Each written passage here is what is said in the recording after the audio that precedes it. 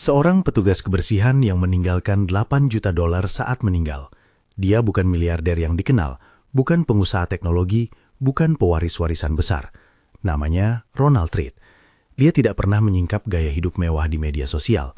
Dia bekerja shift, menyapu koridor, membersihkan kamar, pulang ke rumah kecilnya, dan diam-diam selama puluhan tahun menumpuk aset yang membuat keluarga dan tetangganya terkejut. Bagaimana mungkin seseorang dengan gaji biasa-biasa saja melakukan itu? Itulah pertanyaan yang membawa kita ke inti hari ini. Prinsip-prinsip sederhana yang jika diikuti dengan disiplin bisa membentuk kebebasan finansial, bukan dalam hitungan minggu, tetapi melalui akumulasi konsisten yang berbuah selama bertahun-tahun. Cerita Ronald bukan tentang keajaiban. Ia adalah studi kasus tentang kekuatan kebiasaan, tentang menabung sedikit demi sedikit, dan tentang kebijaksanaan yang sering sejalan dengan pemikiran Charlie Munger, kesabaran, menghindari kebodohan finansial, dan menghargai proses jangka panjang. Sebelum kita lanjut, jika Anda ingin checklist 7 langkah sederhana yang akan saya jelaskan nanti, klik subscribe atau unduh link di deskripsi. Ini satu kalimat saja, tetap dengarkan sampai akhir karena checklist itu akan membantu menerapkan semuanya secara langsung. Ronald hidup sederhana.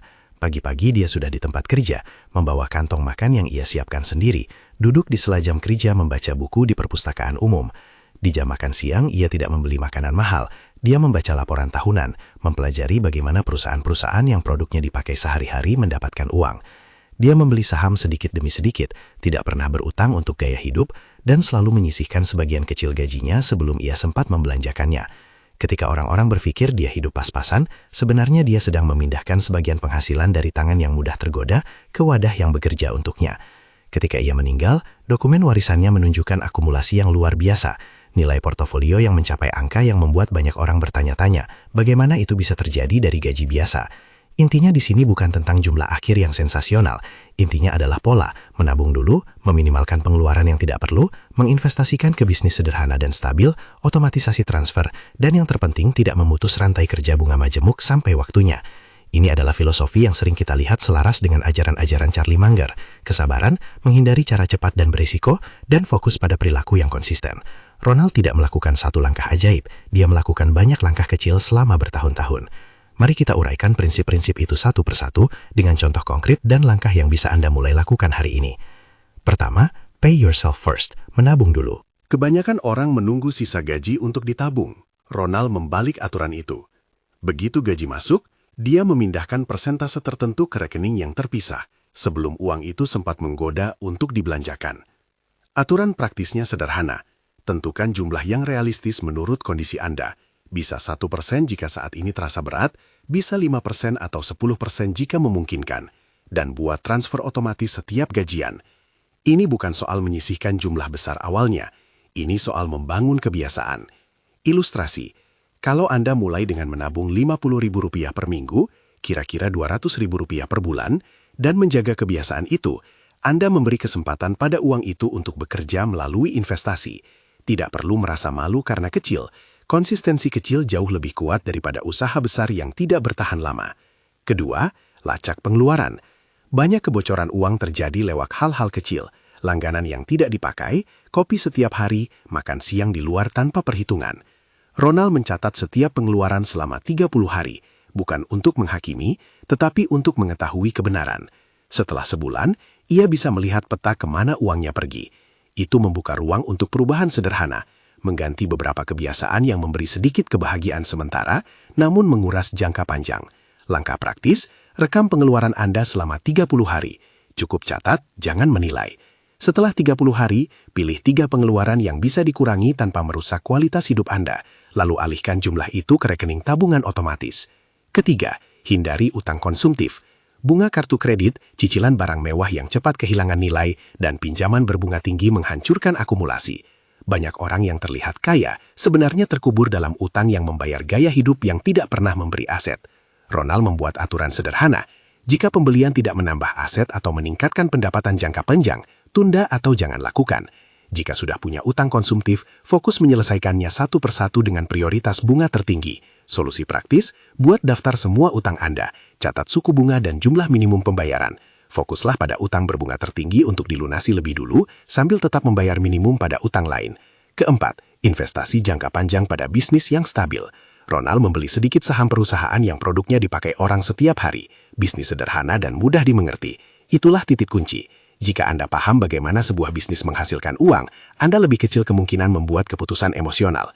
Kita tidak menjanjikan hasil. Kita berbicara soal logika dasar investasi jangka panjang, membeli bagian kecil dari bisnis yang berkinerja stabil, dan menahan investasi itu selama bertahun-tahun. Contoh jenis perusahaan yang memproduksi kebutuhan sehari-hari, seperti pasta gigi, sabun, atau makanan olahan. Produk yang orang beli bahkan saat ekonomi sedang turun. Ini bukan rekomendasi beli. Ini gambaran tipe bisnis yang cenderung tahan banting. Cara praktis, jika Anda baru memulai, pelajari bisnis yang produknya Anda kenal, bacalah ikhtisar perusahaan, dan pertimbangkan untuk berinvestasi secara berkala, misalnya setiap bulan, agar membeli pada berbagai kondisi pasar. Kelima, otomasi adalah sahabat Anda. Mengandalkan kehendak saja, nanti saya akan menabung, rentan gagal karena kita semua punya naluri untuk mencari kepuasan instan. Ronald menghilangkan opsi itu, transfer otomatis dari gaji ke rekening terpisah, dan dari rekening itu ke investasi. Sekali aturan dibuat, disiplin tidak lagi bergantung pada mood. Tindakan sehari-hari, buka perintah transfer otomatis atau standing instruction. Jika perlu, pilih rekening di bank lain agar akses cepat ke dana tersebut lebih sukar. Ini memperkuat kebiasaan menabung. Keenam, belajar terus-menerus dan tingkatkan nilai diri. Ronald menghabiskan waktu membaca. Dia paham bahwa naiknya penghasilan bukan hanya soal keberuntungan, tetapi soal peningkatan kemampuan yang membuat Anda layak menerima lebih. Alokasikan waktu setiap minggu untuk belajar keterampilan yang meningkatkan penghasilan, komunikasi, keterampilan teknis, penulisan, atau apapun yang relevan dengan pekerjaan Anda. Contoh rencana 3 bulan, 1 kursus singkat, 1 proyek kecil untuk menerapkan yang dipelajari, dan 1 perbaikan pada CV atau profil kerja Anda. Hasilnya tidak instan, tetapi kenaikan pendapatan 10-20% dalam tahun berikutnya bisa terjadi jika Anda benar-benar mengimplementasikan peningkatan itu. Ketujuh, tahan godaan lifestyle inflation. Saat pendapatan naik, godaan menaikkan standar hidup besar. Banyak yang menghapus kebiasaan menabung saat gaji naik. Efeknya, hidup terasa lebih nyaman sekarang tetapi aset tidak bertambah.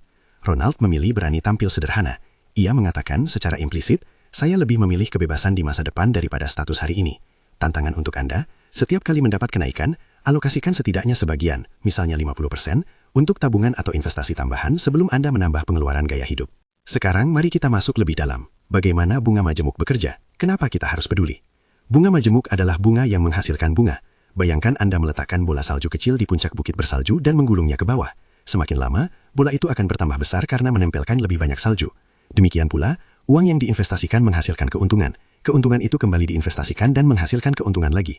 Keberhasilan jangka panjang bukan soal membuat satu keputusan brilian, tetapi soal menjaga bola salju bergerak tanpa gangguan selama bertahun-tahun. Ilustrasi konservatif. Misalnya Anda menyisihkan Rp500.000 per bulan dan menginvestasikannya di instrumen yang rata-rata memberi 7% per tahun. Catatan, ini ilustrasi, bukan janji. Setelah 30 tahun, kontribusi total Anda adalah 180 juta. Namun nilai akhir investasi, karena efek bunga majemuk, bisa mencapai beberapa ratus juta. Bila Anda menambah sedikit lagi, atau mulai lebih awal, atau mendapat imbal hasil sedikit lebih tinggi, hasilnya bisa jauh lebih besar. Poinnya, tidak perlu menunggu punya gaji besar untuk mulai. Yang penting adalah mulai sekarang, dan biarkan waktu bekerja untuk Anda. Ada 2 kesalahan umum yang membuat orang menghentikan bunga majemuk. 1. Mengambil kembali uang terlalu cepat saat panik. Misalnya menjual investasi saat pasar turun, lalu menunggu sampai aman lagi, kehilangan periode pemulihan.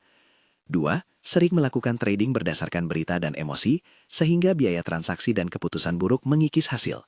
Solusi, buat rencana, otomatiskan dan pegang rencana itu kecuali ada perubahan tujuan hidup yang besar. Sekarang, mari kita jujur soal psikologi. Kenapa orang yang bekerja keras tetap merasa terjebak? Karena manusia tidak dirancang untuk memilih kebaikan jangka panjang terus-menerus. Otak ingin kepuasan instan, makanan enak sekarang, ponsel baru sekarang, perasaan canggih sekarang. Ronald menggunakan 2 taktik, menghapus godaan, menyimpan uang di rekening lain, menutup atau membatasi penggunaan kartu kredit. Menetapkan aturan pembuatan keputusan, jeda 30 hari sebelum pembelian besar. Aturan ini memberi otak waktu untuk menilai apakah pembelian itu betul-betul penting atau hanya dorongan sesaat. Jika Anda ingin memulai hari ini, berikut 3 tindakan praktis yang bisa dilakukan dalam 24 jam. 1. Buat catatan pengeluaran hari ini, 5 menit saja. Itu memulai kesadaran. 2. Buka 1 transfer otomatis. Atur agar minimal Rp50.000 per minggu atau jumlah yang Anda nyaman langsung dipindahkan ke rekening tabungan saat gaji masuk. 3. Tentukan 1 barang langganan yang bisa dibatalkan atau ditangguhkan. Potong pengeluaran yang tak perlu, lalu alihkan jumlah itu ke tabungan. Persoalan lain, bagaimana meningkatkan penghasilan? Menabung saja kadang tidak cukup jika pengeluaran tetap tidak bisa dikurangi. Ini saatnya investasi pada diri sendiri. Pilih satu keterampilan yang relevan dengan pekerjaan atau peluang sampingan yang bisa meningkatkan penghasilan Anda dalam 3-6 bulan. Lakukan 1 jam belajar setiap hari atau 7 jam seminggu. Buat portofolio kecil atau proyek yang bisa Anda tunjukkan pada calon pemberi kerja atau pelanggan. Ingat, peningkatan kapasitas jangka panjang memperbesar jumlah yang bisa Anda sisihkan untuk investasi. Untuk memperjelas rute tindakan, berikut formula petugas kebersihan 8 juta rupiah. 7 langkah yang bisa Anda terapkan mulai sekarang. Ini bukan resep instan, tetapi peta untuk jangka panjang. 1. Mulai menabung dulu, minimal 1% dari gaji atau nominal kecil yang bisa Anda tahan. Jika bisa, setidaknya Rp50.000 per minggu atau Rp200.000 per bulan. Kunci, konsisten. 2. Lacak dan evaluasi pengeluaran selama 30 hari. Catat semuanya. Setelah itu, pangkas 3 pengeluaran yang tidak esensial dan alihkan uang tersebut ke tabungan otomatis. 3. Kurangi atau hilangkan utang konsumtif. Prioritaskan pelunasan utang berbunga tinggi. Jika belum ada utang, jangan buat utang untuk barang yang cepat kehilangan nilai. 4. Buka rekening terpisah untuk tabungan atau investasi. Idealnya di bank atau platform yang aksesnya lebih sulit, agar Anda tidak tergoda untuk mengambilnya sewaktu emosi. Atur transfer otomatis setiap gajian. 5. Mulai investasi berkala. Dollar cost averaging versi lokal. Pilih instrumen yang Anda pahami, misalnya produk investasi yang mewakili kepemilikan bisnis sehari-hari, dan lakukan pembelian rutin setiap bulan. Ingat, ini contoh. Lakukan riset dan sesuaikan risiko dengan kondisi Anda. 6. Alokasikan waktu untuk belajar, 1 jam per hari, atau 7 jam seminggu. Fokus pada keterampilan yang berpotensi menambah penghasilan atau mengurangi biaya hidup, memperbaiki barang sendiri, memasak sendiri, keterampilan freelance. 7. Buat aturan keuangan pribadi. Jeda 30 hari untuk pembelian besar, tidak menggunakan kartu kredit untuk barang bukan kebutuhan, dan menaikkan persentase tabungan ketika pendapatan naik. Setiap langkah perlu keterangan tindakan sehari-hari. Misalnya, untuk langkah pertama, masuk ke aplikasi bank Anda, buat tabungan baru bernama investasi, dan atur transfer otomatis sejumlah yang Anda pilih pada tanggal gaji. Itu saja. Untuk langkah kedua, pakai aplikasi pencatat keuangan atau buku kecil. Tulis setiap transaksi selama 30 hari. Untuk langkah kelima, jika bingung memilih instrumen, cari produk yang merepresentasikan kepemilikan bisnis yang Anda kenal, yang punya rekam jejak stabil. Ingat, ini ilustrasi, bukan rekomendasi beli. Di sepanjang proses, Anda akan menemui rintangan psikologis. Inilah beberapa solusi praktis yang digunakan orang berhasil. Gunakan aturan 2 kali. Sebelum membeli, tanyakan pada diri, apakah ini menambah nilai jangka panjang? Jika jawabannya tidak, tunda. Ubah lingkungan, hapus notifikasi iklan belanja dari ponsel, unfollow akun yang memicu pembelian impulsif. Jadikan menabung sebagai ritual, seolah-olah Anda membayar tagihan kepada masa depan sendiri. Apa peran Charlie Munger di sini? Kita tidak mengklaim Munger pernah menasihati Ronald langsung, tetapi prinsip yang kita pakai sejalan dengan pemikiran Munger. Hindari kebodohan finansial, misalnya utang berlebih, spekulasi berisiko tinggi, pelihara kesabaran, dan buat keputusan sederhana yang bisa dipertahankan selama puluhan tahun. Munger sering menekankan pentingnya perilaku, lebih dari taktik rumit, dan itu pula yang terlihat pada kisah Ronald, perilaku kecil, berulang, dan bertahan lama. Sekarang saatnya menangani ketakutan yang sering muncul. Saya bahkan tidak punya cukup untuk memenuhi kebutuhan. Bagaimana bisa menabung? Pertama, mulai dari hal paling kecil. Jika Anda hanya bisa menyisihkan 10–50 rupiah per hari, mulai dari situ. Ini bukan soal jumlah di hari pertama. Ini soal membentuk otot kebiasaan. Kedua, fokus pada pengurangan pengeluaran kebiasaan yang kebiasaan bocor. Jumlah kecil yang terasa remeh jika dijumlahkan selama 1 bulan bisa menjadi sumber tabungan. Ketiga, jika memungkinkan, cari peluang pendapatan tambahan kecil, pekerjaan sampingan yang tidak merusak kesehatan atau waktu keluarga, atau menjual sesuatu yang tak lagi dipakai. Mari kita kembali sebentar ke gambar yang sering saya gunakan, bola salju. Bayangkan Anda menaruh bola salju di kepala bukit dan menggulungnya setiap tahun.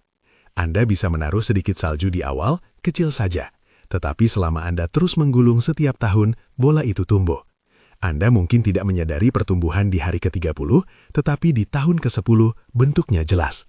Begitu pula dengan investasi. Dan ini membawa kita ke jawaban atas pertanyaan paling praktis yang mungkin Anda miliki. Berapa banyak yang harus saya sisihkan untuk bisa pensiun dengan nyaman? Jawabannya, itu tergantung tujuan Anda, biaya hidup, gaya hidup yang diinginkan, usia saat mulai, dan tingkat pengembalian investasi. Karena itu lebih aman untuk fokus pada hal yang bisa Anda kontrol. Mulailah, otomatisasikan, dan tingkatkan seiring waktu. Sebelum kita sampai pada penutup, saya ingin menekankan beberapa jebakan yang harus dihindari. Pertama, Jangan mencari jalan pintas yang terlihat cepat dan mudah. Skema cepat kaya sering berisiko tinggi dan lebih mungkin membuat Anda rugi. Kedua, jangan membiarkan rasa malu menghalangi tindakan positif. Jika Anda memiliki kebiasaan buruk, mengakuinya dan menggantinya dengan langkah kecil lebih efektif daripada menunggu waktu yang tepat. Ketiga, jangan menilai buku dari sampulnya. Orang yang tampak mewah belum tentu punya aset. Fokus pada apa yang bisa Anda kendalikan, kebiasaan Anda sendiri. Sekarang, mari kita ulangi satu rangkuman tindakan yang bisa Anda lakukan dalam 24 jam berikutnya. Bukan untuk membuat Anda merasa kalah, tetapi untuk memberi jalan keluar yang jelas. 1. Catat pengeluaran hari ini. Itu membuka kesadaran. 20 menit cukup. 2.